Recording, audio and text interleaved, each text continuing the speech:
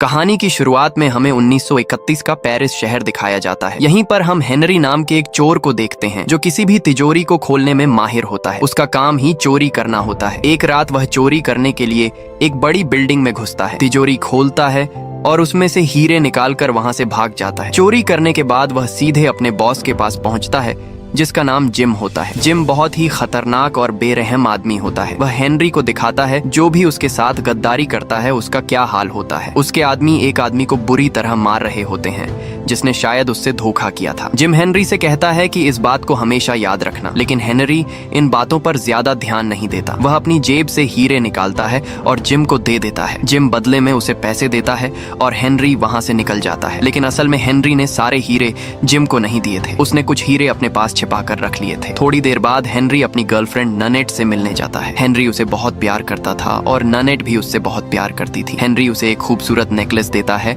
और साथ ही कुछ हीरे भी देता है। ये वही हीरे होते हैं जो उसने जिम से छिपा कर रखे थे। हीरे देखकर ननेट बहुत खुश हो जाती है। इसके बाद दोनों बाहर घूमने जाने लगते हैं। तभी जिम का एक आदमी उन्हें देख लेता है और उसकी नजर ननेट के हाथ में पड़े नेकलेस पर पड़ती है। यह देखकर उसे शक हो जाता है कि हेनरी जरूर जिम से कुछ छुपा रहा है। लेकिन हेनरी और ननेट को इस बात का बिल्कुल भी अंदाजा नहीं होता कि कोई उन्हें देख चुका है। अगली सुबह कोई उनके दरवाजे पर नॉक करता है। हेनरी जैसे ही दरवाजा खोलता है बाहर पुलिस खड़ी होती है। पुलिस अंदर आती है और हेनरी को गिरफ्तार करने लगती है। वे उसे बताते हैं कि उस पर रोलैंड नाम के आदमी के मर्डर का आरोप है। असल में रोलैंड वही आदमी था जिसे जिम के आदमी टॉर्चर कर रहे थे। मतलब जिम के लोगों ने रोलैंड को मार दिया और इल्जाम हेनरी पर डाल दिया। ननेट पुलिस को समझाने की कोशिश करती है कि हेनरी रात भर उसके साथ था, लेकिन पुलिस उसकी बातों पर यकीन नहीं करती और हेनरी को गिरफ्तार करके पुलिस स्टेशन ले जाती है। कुछ समय बाद ननेट उससे मिलने आती है और कहती है वह कोर्ट में अपील करेगी क्योंकि उसे यकीन था कि हेनरी को झूठे केस में फंसाया गया है। हेनरी उससे कहता है कि उसे पूरा यकीन है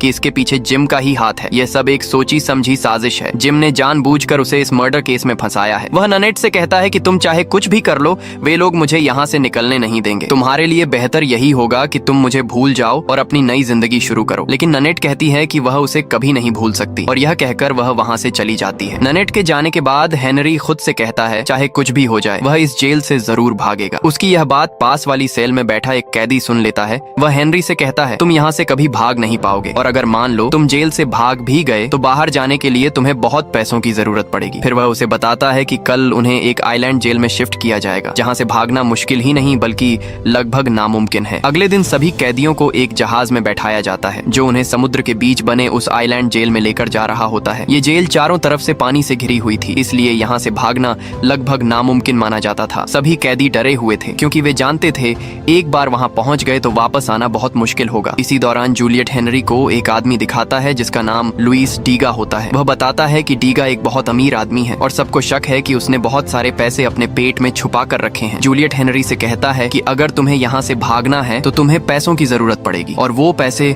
सिर्फ डीगा ही दे सकता है। हेनरी यह बात अपने दिमाग में बैठा लेता है। थोड़ी देर बाद हेनरी डीगा के पास जाता है और उससे बात करता है। वह उसे समझाता है कि शायद तुम्हें अंदाजा नहीं है कि यह जेल कितनी खतरनाक है। यह जेल खूंखार कैदियों से भरी हुई है और तुम यहाँ ज्यादा दिन तक जिंदा नहीं रह पाओगे। इसलिए मैं चाहता हूँ कि तुम मेरे साथ रहो। मुझे यहाँ से भागने के लिए पैसों की जरूरत है और बदले में मैं तुम्हें सुरक्षा दूंगा। जब तक मैं तुम्हारे साथ हूँ कोई भी तुम्हें हाथ नहीं लगा सकेगा। लेकिन डीगा को उसकी बातों पर भरोसा नहीं होता और वह कहता है मैं अपना ख्याल खुद रख सकता हूँ, मुझे किसी की सुरक्षा की जरूरत नहीं है। लेकिन उसी रात जब डीगा सोने वाला होता है तभी वह देखता है एक कैदी चुपके से उनके पास आता है और उसके बगल में सो रहे एक कैदी को मार देता है। फिर वह उसका पेट फाड़कर अंदर छिपाए हुए पैसे निकाल लेता है। यह भयानक नजारा देखकर डीगा डर जाता है। तभी उसे एहसास होता है कि अगली बारी उसकी भी हो सकती है। अगर कोई उसकी रक्षा करने वाला नहीं हुआ तो उसका भी वही हाल होगा जो उस कैदी का हुआ। अब सुबह होते ही डीगा हेनरी के पास जाता है और उससे कहता है वह उसे पैसे देने के लिए तैयार है, बस बदले में हेनरी को उसकी सुरक्षा करनी होगी। वह कहता है कि जब तक मैं यहाँ हूँ तुम मेरी प्रोटेक्शन करना। मेरी पत्नी जल्द ही अपील करने वाली है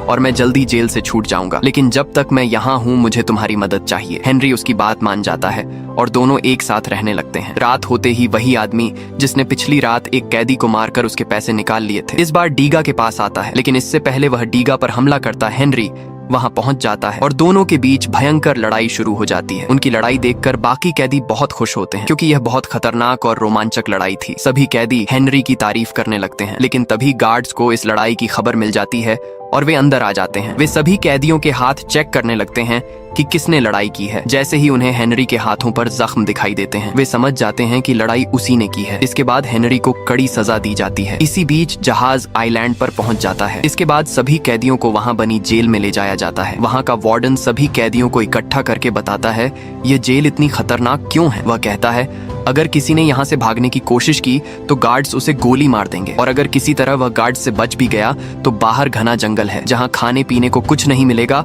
और 1-2 दिन में भूख से मर जाएगा। और अगर वहाँ से भी बच गया तो जंगल के खतरनाक जानवर उसे मार देंगे। मतलब साफ था, इस जेल से भागना लगभग नामुमकिन था। वार्डन कैदियों से कहता है कि तुम्हारे लिए सबसे सुरक्षित जगह यही जेल है, क्योंकि यहाँ तुम ज्यादा दिनों तक जिंदा रह सकते हो। इसलिए सपने में भी यहाँ से भागने के बारे में मत सोचना। अगर यहाँ से भागने की कोशिश की और पकड़े गए तो 2 साल के लिए सॉलिटरी सेल में डाल दिए जाओगे, और अगर किसी से झगड़ा किया और सामने वाले की मौत हो गई तो तुम्हें भी मार दिया जाएगा। इसलिए इन सभी बातों को अपने दिमाग में डाल लो, तभी तुम यहाँ जिंदा रह पाओगे। इतना कहकर वार्डन वहाँ से चला जाता है। इसके बाद सभी कैदियों को अंदर ले जाया जाता है। अंदर जाते ही हेनरी और डीगा उस आदमी के पास जाते हैं जो कैदियों को काम बांट रहा होता है। वे उसे थोड़े पैसे देते हैं और वह उन्हें आसान काम देने का वादा करता है। लेकिन जब गार्ड काम बांटने आता है और हेनरी डीगा को देखता है, उसे उन पर शक हो जाता है और वह उन्हें आसान काम देने की बजाय पत्थर उठाने वाले कठिन काम पर भेज देता है। अब दोनों दिन भर पत्थर उठाने का काम करते हैं। इसी दौरान डीगा हेनरी को बताता है कि उसका पेट खराब हो रहा है, क्योंकि उसने अपने सारे पैसे पेट के अंदर छिपा कर रखे थे। जब उसका पेट खराब होता है तो उसके सारे पैसे बाहर निकल आते हैं। वह पैसे इकट्ठा करके हेनरी के पास जाता है और कहता है मेरे पैसे सुरक्षित रख लो, नहीं तो कोई चुरा लेगा। इसके बाद दोनों फिर से काम पर लग जाते हैं। तभी वे देखते हैं कि वहाँ एक मोटा आदमी अपनी गाड़ी के साथ फंस गया है, जिसमें बहुत सारा सामान भरा हुआ है। गार्ड सभी कैदियों को आदेश देता है कि गाड़ी को धक्का लगाओ। हेनरी भी वहाँ मदद करने चला जाता है। इसके बाद हेनरी उस मोटे आदमी से बात करता है और उससे कहता है क्या तुम मुझे यहाँ से बाहर निकाल सकते हो? अगर तुमने मुझे यहाँ से बाहर निकाला तो मैं तुम्हें $2000 दूंगा। ये बात सुनकर वह आदमी हंसने लगता है और गार्ड्स को बुलाने लगता है। तभी हेनरी उसे रोकते हुए कहता है कि मैं तुम्हें $4000 दूंगा। ये सुनकर वह आदमी चुप हो जाता है। वह कहता है कि मैं यहाँ सिर्फ अगले 3 दिनों के लिए हूँ और मेरा जहाज दूसरी तरफ खड़ा है। अगर तुम 3 दिनों के अंदर वहाँ पहुँच गए तो मैं तुम्हें जहाँ कहोगे वहाँ ले जाऊंगा, लेकिन मुझे 4000 नहीं बल्कि $5000 चाहिए, और अपनी बात से मुकरना मत, वरना मैं तुम्हें कहीं नहीं ले जाऊंगा। इतने में गार्ड्स वहाँ आ जाते हैं तो वह आदमी बात बदल देता है और सभी लोग वापस काम पर लग जाते हैं। लेकिन अब पूरे जेल में यह बात फैल चुकी थी कि डीगा के पास बहुत सारे पैसे हैं और कई कैदी उसके पैसे छीनना चाहते थे। एक दिन जब हेनरी और डीगा नहा रहे होते हैं तभी एक आदमी डीगा पर हमला कर देता है, लेकिन हेनरी तुरंत वहाँ आ जाता है और डीगा को बचाने के लिए उससे लड़ने लगता है। धीरे धीरे और कैदी भी लड़ाई में शामिल हो जाते हैं और वहाँ बड़ी लड़ाई शुरू हो जाती है। काफी देर तक लड़ाई चलती रहती है। तभी डीगा देखता है कि गार्ड्स उनकी तरफ आ रहे हैं। वह सबको रोकता है और कहता है अगर गार्ड्स ने उन्हें लड़ते हुए देख लिया तो उनकी बहुत बुरी पिटाई होगी। इसके बाद सभी लोग वहाँ से हट जाते हैं। रात को डीगा हेनरी से बात करता है और कहता है अब उसे समझ आ गया है कि वह यहाँ से इतनी आसानी से नहीं निकल पाएगा। उसका केस बहुत लंबा चलने वाला है और हो सकता है उसकी पत्नी भी उसे जल्दी न छुड़ा पाए। इसलिए वह हेनरी से कहता है वह भी उसके साथ यहाँ से भागना चाहता है। हेनरी उसकी बात मान जाता है और दोनों साथ मिलकर भागने की योजना बनाने लगते हैं। अगले दिन सभी कैदी देखते हैं जूलियट को गार्ड्स पकड़ कर लाए हैं। असल में गार्ड्स को पता चल गया था कि जूलियट ने जानबूझकर अपने पैर को घायल किया था ताकि उसे हॉस्पिटल भेजा जाए और वह वहाँ से भाग सके, लेकिन भागने की कोशिश में उसने 2 गार्ड्स को मार दिया था। इसलिए उसे सजा देने के लिए सब कैदियों के सामने लाया गया। सभी कैदियों के सामने उसे फांसी पर लटका दिया गया और फिर उसका सिर धड़ से अलग कर दिया गया ताकि बाकी कैदी यह देखकर डर जाएं और कोई भी जेल से भागने या गार्ड्स पर हमला करने की कोशिश न करे। जूलियट को मारने के बाद उसकी लाश हेनरी और डीगा को दे दी गई ताकि वे उसे दफना दें। जब दोनों उसकी लाश लेकर जा रहे होते हैं तो डीगा की हालत खराब हो जाती है और वह बीमार होकर आगे नहीं चल पाता। तभी एक गार्ड वहां आता है और डीगा को बुरी तरह मारने लगता है। यह देखकर हेनरी को बहुत गुस्सा आ जाता है। वह एक पत्थर उठाता है और गार्ड के सिर पर मार देता है और वहां से भागने लगता है। हेनरी जानता था कि डीगा उसके साथ भाग नहीं सकता, इसलिए वह अकेले ही भाग जाता है। कुछ गार्ड्स डीगा को पकड़ लेते हैं और कुछ गार्ड्स हेनरी के पीछे भागते हैं। हेनरी भागते भागते समुद्र तक पहुंच जाता है और पानी में कूद जाता है। वह तैरते हुए दूसरी तरफ किनारे पर पहुंच जाता है। किनारे पर पहुंचने के बाद वह सीधे उस जगह जाता है जहां मोटे आदमी ने उसे आने के लिए कहा था। वह उसके पास जाकर कहता है कि मुझे तुम्हारे साथ यहाँ से निकलना है, लेकिन वह आदमी उससे पहले पैसे मांगता है। हेनरी कहता है अभी उसके पास पैसे नहीं है, लेकिन अगर वह एक बार पेरिस पहुंच गया तो वह उसे बहुत सारे पैसे देगा। जितने वह मांग रहा है उससे भी दुगने। तभी वहाँ गार्ड्स आ जाते हैं और वह मोटा आदमी हंसने लगता है। वह हेनरी से कहता है कि अगर तुम्हारे पास पैसे भी होते तब भी मैं तुम्हें यहाँ से लेकर नहीं जाता, क्योंकि यहाँ का वार्डन मुझे तुम लोगों से ज्यादा पैसे देता है ताकि मैं तुम जैसे भागने वालों की खबर उसे देता रहूं। ये सुनकर हेनरी समझ जाता है कि उसके साथ धोखा हुआ। इसके बाद गार्ड्स हेनरी को वापस जेल लेकर आते हैं। वहाँ वार्डन आता है और हेनरी से कहता है तुम्हारी किस्मत बहुत अच्छी है, क्योंकि जिस गार्ड पर तुमने हमला किया था वह जिंदा बच गया, वरना आज सबके सामने तुम्हारा भी सिर धड़ से अलग कर दिया जाता। लेकिन तुमने जेल से भागने की कोशिश की है, इसलिए अब तुम्हें अगले 2 साल तक सॉलिटरी सेल में रहना होगा। इसके बाद हेनरी को 2 साल के लिए सॉलिटरी सेल में बंद कर दिया जाता है। इस जगह पर धीरे धीरे उसकी हालत खराब होने लगती है। अकेलेपन की वजह से उसका दिमाग भी खराब होने लगता है। उसे समझ नहीं आता कि वह क्या करे। वह खुद को व्यस्त रखने के लिए एक्सरसाइज करता है और अपने दिमाग को भटकाने की कोशिश करता है, लेकिन वह जगह बहुत ही गंदी और खतरनाक होती है। उसके आसपास कई कैदी मर जाते हैं। अब हेनरी की तबीयत भी खराब होने लगती है, क्योंकि खाने के नाम पर उसे सिर्फ गंदा पानी और बहुत कम खाना दिया जाता है। वह धीरे धीरे मौत के करीब पहुंचने लगता है। तभी एक दिन उसे खाने में एक नारियल मिलता है और उसके अंदर एक छोटी सी चिट्ठी होती है। चिट्ठी पढ़कर हेनरी समझ जाता है कि यह नारियल डीगा ने भेजा है। मतलब डीगा ने गार्ड को पैसे दिए थे ताकि वह रोज हेनरी को आधा नारियल दे सके। इसके बाद हेनरी नारियल खाकर जिंदा रहने लगता है और उसे एक नई उम्मीद मिलती है। लेकिन यह सिलसिला ज्यादा दिनों तक नहीं चलता। एक दिन वार्डन को नारियल वाली बात का पता चल जाता है। वह हेनरी के पास आता है, उसे टॉर्चर करता है और पूछता है बताओ तुम्हें ये नारियल कौन भेजता है। लेकिन हेनरी डीगा का नाम नहीं बताता। वार्डन उसे बहुत मारता है, लेकिन हेनरी कुछ नहीं बताता। तब वार्डन गुस्से में कहता है इसका खाना आधा कर दो जब तक ये सच नहीं बताएगा। इसके बाद हेनरी को पहले से भी बहुत कम खाना मिलने लगता है। कई दिन तक उसे भूखा रखा जाता है। कुछ समय बाद वार्डन फिर उसके पास आता है। उसे लगता है अब तक हेनरी टूट चुका होगा। वह फिर वही सवाल पूछता है तुम्हें नारियल कौन देता था। लेकिन इस बार भी हेनरी कुछ नहीं बताता। ये देखकर वार्डन और गुस्सा हो जाता है और कहता है इसके कमरे की लाइट भी बंद कर दो, अब यह अपनी बाकी की सजा अंधेरे में काटेगा। जैसे ही उसकी सेल में अंधेरा हो जाता है, धीरे धीरे हेनरी की मानसिक हालत खराब होने लगती है। उसे भ्रम होने लगते हैं, उसे नन्हेट दिखाई देने लगती है। वह खुद को फिर से तिजोरी खोलते हुए देखता है। उसे लगता है कि वह फिर से पेरिस में है और चोरी कर रहा है। लेकिन जब वह तिजोरी खोलता है तो उसे एहसास होता है वह अभी भी उसी जेल में कैद है। इस तरह धीरे धीरे उसका दिमाग जवाब देने लगता है। जब उसकी हालत बहुत ज्यादा खराब हो जाती है, यह बात वार्डन को पता चलती है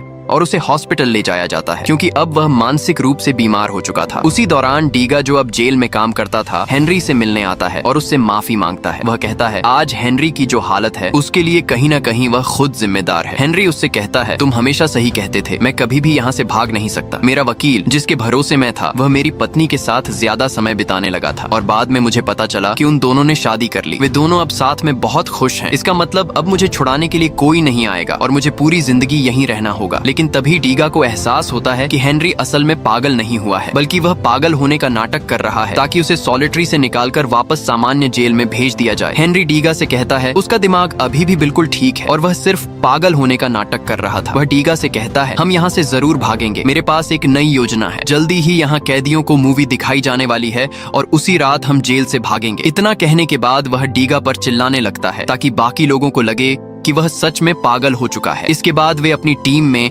एक और कैदी को शामिल करते हैं जिसका नाम मैट्रिड होता है। हेनरी उसे पूरा प्लान समझाता है और उसके साथ प्रैक्टिस भी करता है ताकि जिस दिन मूवी दिखाई जाएगी उस दिन कोई गलती ना हो। मैट्रिड को एक गार्ड का ध्यान भटका कर रखना था क्योंकि वह गार्ड उसे पसंद करता था। इसके बाद हेनरी एक और आदमी को अपने ग्रुप में शामिल करता है जिसका नाम सीनियर होता है। जैसे ही डीगा को इसके बारे में पता चलता है वह हेनरी से कहता है यह आदमी भरोसे के लायक नहीं है, इसे अपने प्लान में शामिल मत करो। लेकिन हेनरी कहता है वह उसे संभाल लेगा। फिर ये लोग कुछ गार्ड्स को पैसे देते हैं ताकि वे बेहोशी की दवा ला सकें। प्लान यह था कि जिस दिन सभी कैदियों को मूवी दिखाई जाएगी उस दिन वे गार्ड्स की शराब में बेहोशी की दवा मिला देंगे। जब सभी गार्ड्स बेहोश हो जाएंगे तब वे आसानी से जेल से भाग जाएंगे। जिस रात मूवी दिखाई जाती है उस रात डीगा शराब की बोतल लेता है और उसमें बेहोशी की दवा मिलाकर गार्ड्स को पिलाने लगता है। दूसरी तरफ मैट्रिड के पास वह गार्ड आता है जो उसे पसंद करता था। मैट्रिड उसे बहाने से एक अलग जगह पर ले जाता है और वहाँ सभी मिलकर उस पर हमला कर देते हैं। मैट्रिड बहुत गुस्से में होता है और वह उस गार्ड को बुरी तरह पीटता रहता है। इसी बीच जब बाकी गार्ड्स को इस बात का पता चलता है तो वे दौड़ते हुए वहां आते हैं, लेकिन तब तक शराब में मिली बेहोशी की दवा असर दिखा चुकी होती है और एक एक करके सभी गार्ड्स बेहोश हो जाते हैं। दूसरी तरफ हेनरी अपने साथियों के साथ मिलकर बाकी गार्ड्स पर हमला करता है और सभी भागते हुए जेल के मेन दरवाजे तक पहुंच जाते हैं। लेकिन डीगा अभी भी पीछे रह जाता है। सीनियर कहता है हमें अभी यहाँ से निकलना पड़ेगा वरना हम सब पकड़े जाएंगे। लेकिन हेनरी कहता है कि वह डीगा के बिना कहीं नहीं जाएगा। इसी बात को लेकर दोनों के बीच बहस होने लगती है। तभी डीगा वहाँ पहुंच जाता है और उसके हाथ में मेन दरवाजे की चाबी होती है। इसके बाद वे सभी आगे बढ़ते हैं। पूरी जेल की बिजली बंद होती है, इसलिए अंधेरे में किसी को ठीक से कुछ दिखाई नहीं दे रहा होता। तभी उन्हें एक ऊंची जगह से कूदना पड़ता है। जैसे ही डीगा कूदता है उसी समय बिजली वापस आ जाती है, लेकिन कूदने की वजह से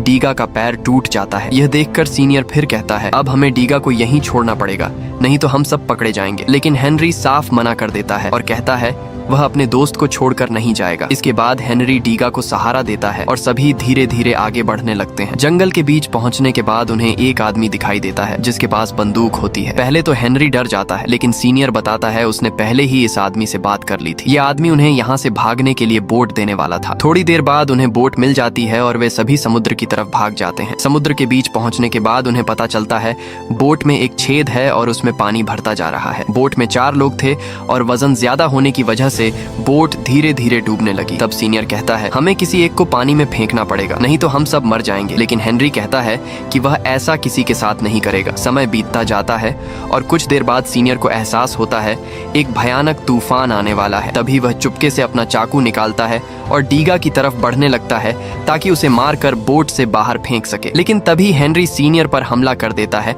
और दोनों के बीच भयंकर लड़ाई शुरू हो जाती है। उनकी लड़ाई काफी देर तक चलती है, लेकिन आखिर में सीनियर हेनरी पर भारी पड़ने लगता है और वह उसे मारने ही वाला होता है। तभी अचानक डीगा पीछे से आकर सीनियर की पीठ में चाकू मार देता है, जिससे वहीं पर उसकी मौत हो जाती है। इसके बाद वे उसकी लाश को समुद्र में फेंक देते हैं। लेकिन अब समुद्र में बहुत तेज तूफान आने वाला होता है। उन्हें बिल्कुल भी उम्मीद नहीं होती वे जिंदा बच पाएंगे, इसलिए वे सब कुछ भगवान पर छोड़ देते हैं। अगली सुबह जब हेनरी की आंख खुलती है तो वह खुद को एक टापू पर पाता है। वह जिंदा बच चुका होता है। डीगा उसे बताता है इस टापू के लोगों ने उनकी जान बचाई है और अब वे आजाद हैं। तभी वहाँ एक नन आती है। जब वे उससे बात करते हैं तो उन्हें एहसास होता है कि नन को पता है कि वे जेल से भाग कर आए हैं। हेनरी कहता है उसे यहाँ से आगे जाना है, वह यहीं नहीं रुक सकता। लेकिन डीगा और मैट्रिड कहते हैं वे अब भाग भाग कर थक चुके हैं और अपनी बाकी की जिंदगी यहीं इस टापू पर बिताना चाहते हैं। लेकिन हेनरी वहाँ नहीं रुकना चाहता। जैसे ही वह बाहर जाता है उसे एक पुलिस की गाड़ी दिखाई देती है और वह समझ जाता है कि नन ने पुलिस को खबर दे दी है। वह तुरंत भागकर वापस डीगा और मैट्रिड के पास जाता है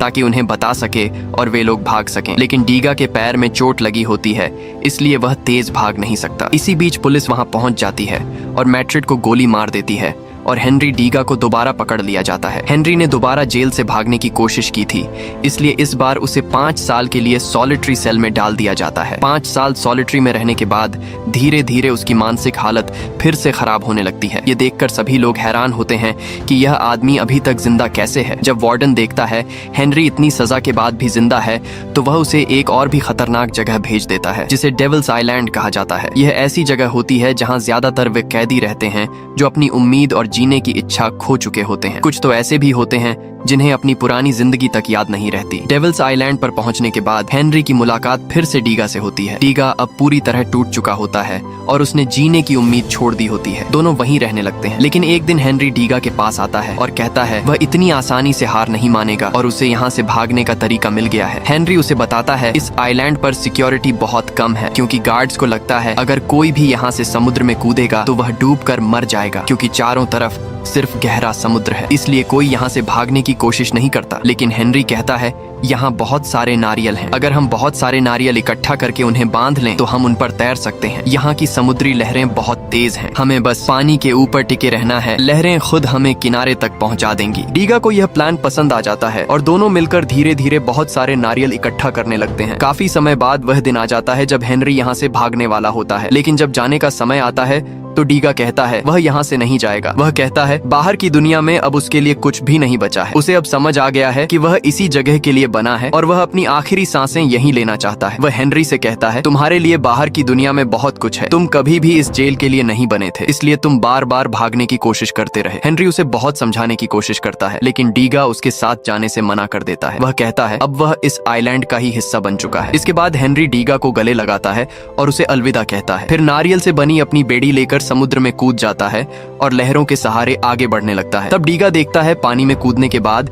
हेनरी ऊपर नहीं आ रहा है। उसे लगता है हेनरी डूब गया और मर गया। लेकिन थोड़ी देर बाद हेनरी पानी के ऊपर आता है और डीगा का नाम लेकर चिल्लाता है। यह देखकर डीगा बहुत खुश हो जाता है, उसका दोस्त जिंदा है। हेनरी नारियल से बनी बेड़ी पर लेट जाता है और समुद्र की तेज लहरें उसे धीरे धीरे अपने साथ बहाकर दूर ले जाने लगती हैं। डीगा दूर खड़ा उसे जाता हुआ देखता रहता है और उसकी आंखों में आंसू आ जाते हैं। इसके बाद समय बीत जाता है और कहानी सीधे 1959 में पहुंचती है। अब हम हेनरी को एक प्लेन में देखते हैं जो पेरिस जा रहा होता है। हेनरी अब बूढ़ा हो चुका होता है। पेरिस पहुंचने के बाद वह एक पब्लिशर से मिलता है। उसने अपनी पूरी जिंदगी और जेल से भागने की कहानी एक किताब में लिखी होती है। वह चाहता है उसकी कहानी पूरी दुनिया तक पहुंचे। पब्लिशर उसकी पूरी कहानी सुनकर बहुत प्रभावित होता है और उसकी किताब छापने के लिए तैयार हो जाता है। हेनरी बताता है उसकी पत्नी हमेशा कहती थी तुम्हारी कहानी एक दिन पूरी दुनिया जानेगी। इसी के साथ इस कहानी का अंत हो जाता है।